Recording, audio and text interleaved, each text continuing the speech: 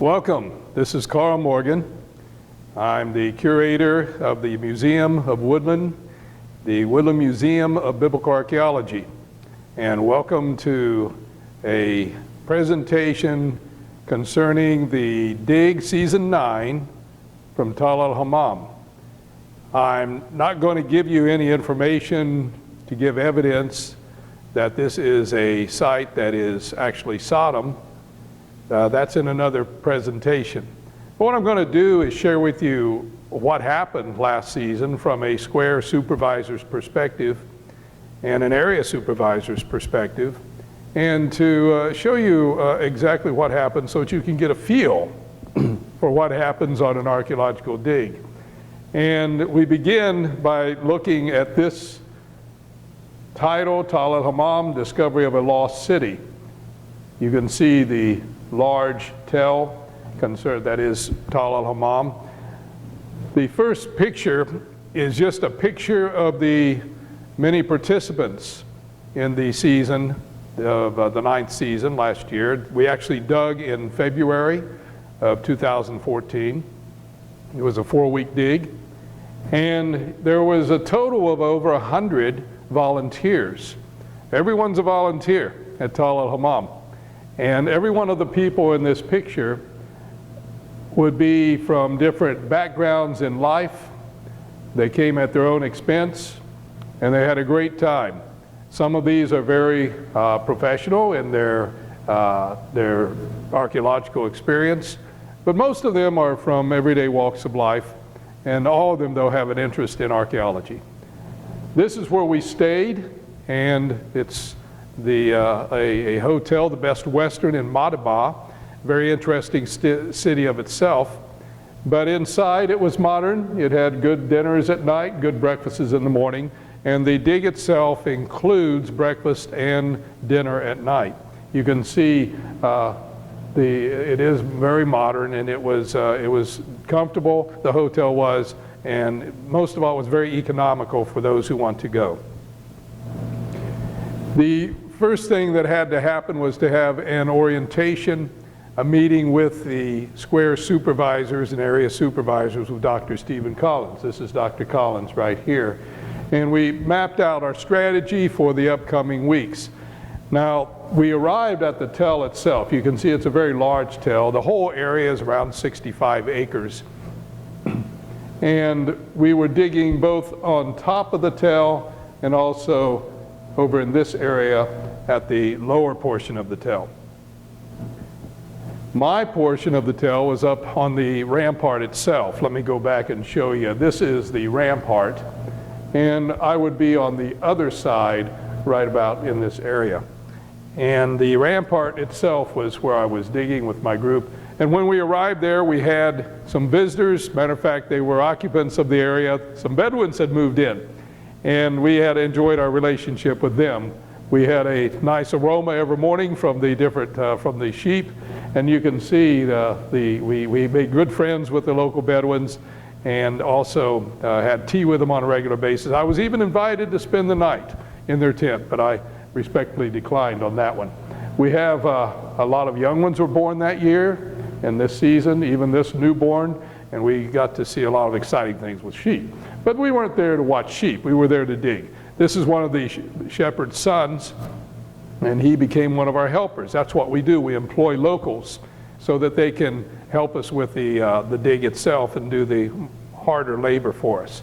And he was a very hard-working young man.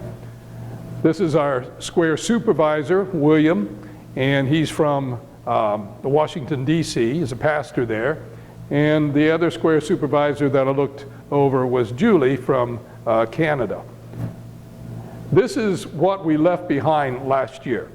This is what we met when we came this year.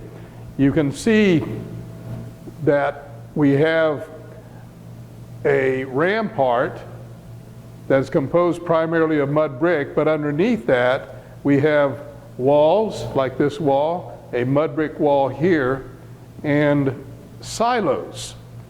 The silo here, a silo there, silo up there, there's one right here. And these silos were from the Iron Age period, which was much earlier than the Middle Bronze period, it's the time of Abraham. And the silos were for storage, grains, and even some liquids, probably olive oil. And they were honeycombed on this hillside, and you will find them in, there's probably 50 or 60 that I was able to find on the hillside where you see the circular pattern of the silo. You'll see these as we progress. This is our surveyor, Kataiba, and he laid out the grid. He established the many different squares, and you can see in this picture, this is what we started with, and it's just a lot of rocks, and then we had to clean it off. We were within a square. A square is 5 meters by 5 meters with 1 meter as a balk that we can walk on and work in. In this particular square, we eliminated the balk, so we had a 6 meter by 6 meter square. And you can see the first thing we're doing is cleaning off all the debris so that nothing is contaminated by the present. As you can see, as it clears off, the red string is establishing the square, and you can see we place rocks around it so that there's allows us to see the boundary and establishes the balk. And then as we dig, you can see, well, here's what we started with this season. This is what we had last season. Here's a silo. There's a silo, and down in that corner is another silo. And we're going to really work on this silo to bring it down, and you'll see that happening as we go through. Here we're looking from above at the site, and you can see again the silo there. Here's a silo, there's a silo, and there's one over on the other side. But this is after it's been cleaned off, and we've already started digging and going down. The only way you can do this is by a lot of hard work. This is a pastor and his daughter from Woodland at Calvary Chapel, Doug and Haley Wagner. One of the things that you do daily is to obtain all the pottery together in buckets, and it has to be cleaned. And then the pottery that you find is taken to a station where it is scrubbed and washed. And then later it will even be identified as to what it was, the time frame it came from, and such as that. This is one of our hired workers, and as we dug out the dirt, he in turn took a little rubber bucket here called a goofa and dumped it for us. Sometimes he made tea for us, and that was a good thing to have happen on regular occasion. And this is what a silo looked like. You can see it's stone, and it was cut in to an earlier existing mud brick rampart system, which is like a defensive wall or hillside, and it was cut into this, and stones were placed, and this is what is left of it. You can see the beginning of one here, and you can see the meter stick there. And we also have, this is the same silo after it's been excavated, and it went down probably 4 feet. This will be completed next year when we go back, and we'll get the whole depth of it. Here's another silo that actually was for wet storage. You can see in this picture, you can see the silo and the plaster around the side right there. It's about 4 inches thick, and it was for wet storage. Here you have the 2 British fellows from our team, and we are looking upon this wall. It's a mud brick wall that the silo was cut into. Now understand, this wall is from an earlier period, maybe 17 or 1800 BC, and this is from Iron II, which would be anywhere from 1000 to 550 BC, somewhere around there. And Dr. Collins seems to think this was destroyed by the Babylonians, so somewhere in the 580s BC was the demise of this city. Now this is a walkway that we found, placed by the Iron Age people. You can see the placed stones with the border. And we were having trouble determining what it was, so we brought in one of the specialists of the world. This is Lane Rittmeyer, He's probably the best known and the premier architectural archaeologist in the world. And he was giving us the interpretation of what this whole area would have been used for, what it looked like. And it's always good to have the experts like that with us. Here you have the dig process itself, and now let me show you what is happening. A mud brick wall from the time of Abraham is right here. It's going to continue up the hill, the rampart, and we're going to trace that and follow it as we go. This is one of those silos that was dug into it. Here is a stone wall with plaster, and we're going to follow that as we go up the rampart as well. There's only one way to do it, and that is to clear out the debris. It's interesting, the young man digging there with the pickaxe, he's also an employee at the hotel we stayed at. So he came free of charge and enjoyed his time digging. Now here's what we ended up with as we have this plastered wall. It's a stone wall, and this is a 15 feet wide stone wall. It continues up the hill, and I think that as we trace this wall, it will actually lead us to the entrance to the upper city, the city gate of the upper city. It may switch back here and there to get us up there, but I think it will lead us to that.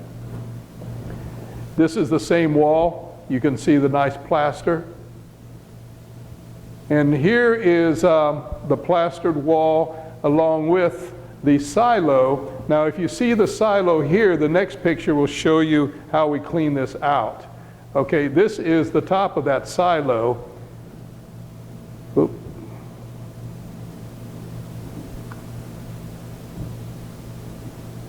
And we progress forward now.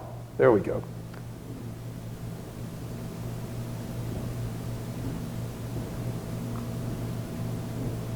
Technology.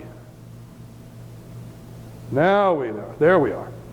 This is that same silo, and we took all the debris out and we kept proceeding up the rampart. This is the stone wall. This is a compressed mud brick that people have walked on, and actually it's a pathway or a roadway that was used during the time of Abraham to get up to the upper city.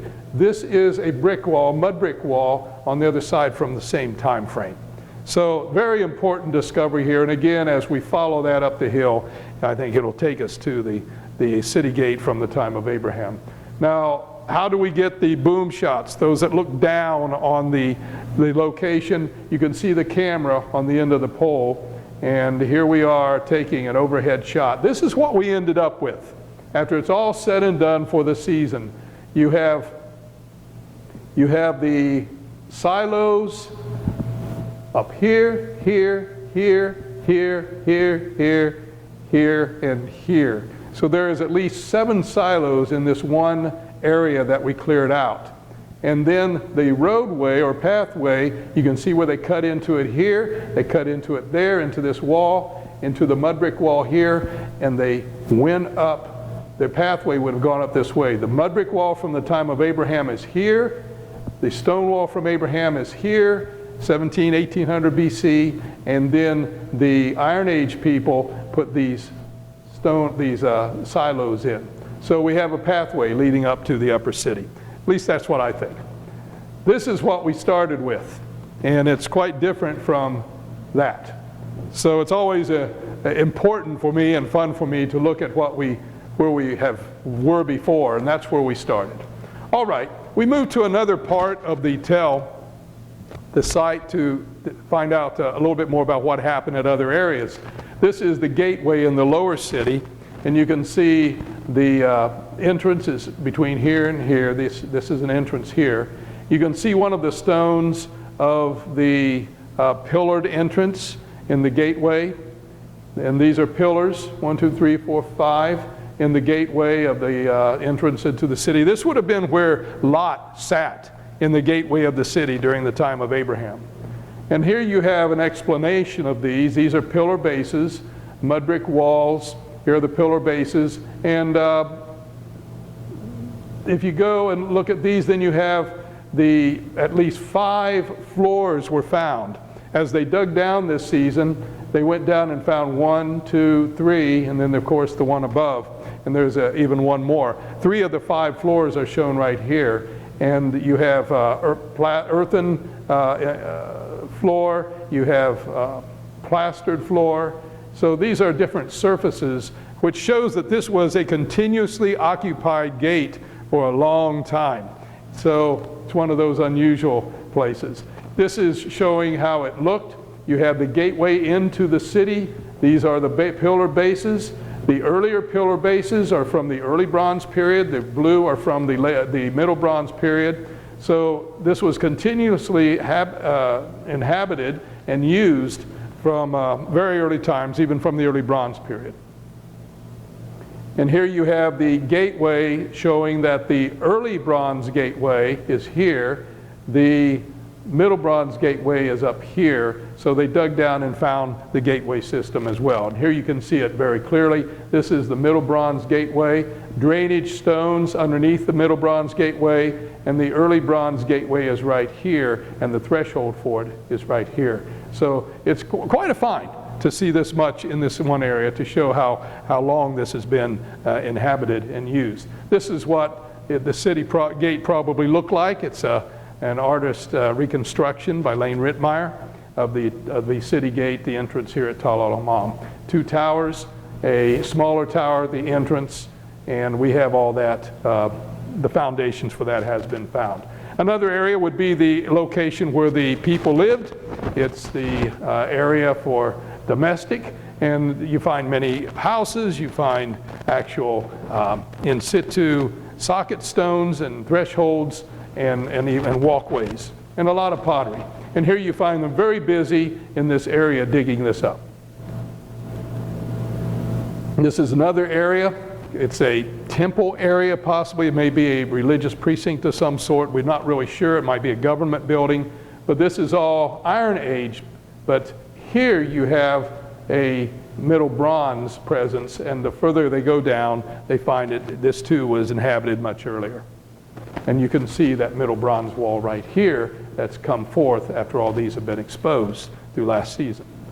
We move forward, and this is the Roman area. This was an exciting area. Dr. Graves worked here, and you can see a Roman bath is being brought forth here, and it's really pretty to see all this come forth. You see one man bringing forth a pot right from underneath one of the walls, and it actually is underneath tree roots. And as he brings it out, this is the hoard of pots that were found there. This one will show you in a little bit how nice it cleaned up. But look at all the pottery pieces that were on display in the restaurant from just a short period of time. These are all Roman period and some Byzantine. Now up on the upper tell, we also are in a city entrance from the Iron Age period, but this wonderful basin was found. And you can see it here from another angle. It's very early. Was this used at the city gate entrance from the time of Abraham, or even earlier maybe, probably Abraham's time, and then later used again during the Iron Age period? That's probably the case. But this is where this would be at the entrance of a city gate, kind of an oblation offering unto the god that would be there. Sometimes you have one on either side of the city entrance, but this one is a huge one. I've never seen one this large. Now, one more thing that happened on top, and that'll be the end of the presentation, is that in earlier years, this was a 2000-2008 season, we were able to dig down. That's myself and the woodland team. We dug down into a Middle Bronze Age stratum, and it was an ashy layer, and this is where we determined that this was really from the time of Abraham by the evidence found there and the destruction. Well, this season, you can see how we did this. This is the Middle Bronze II, and above that were the Iron Age II strata, and here we have the Middle Bronze II be time of Abraham, and on top would be much later, during anywhere from 1200 all the way down to 550. But again, as I said, Dr. Collins seems to believe this is possibly the Babylonians who destroyed this.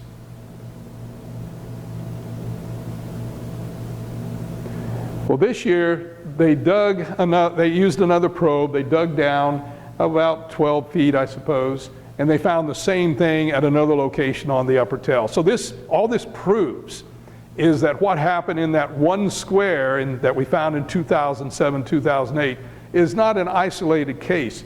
It's over the entire upper tail. And you can see as they went down, they found walls very similar to what we had found earlier.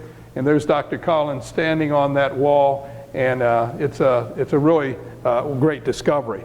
So, as I said earlier, another addition this year was the pottery group. They were able to actually wash pottery while we were digging. So if you are not capable of digging, you are also invited to come and just wash pottery.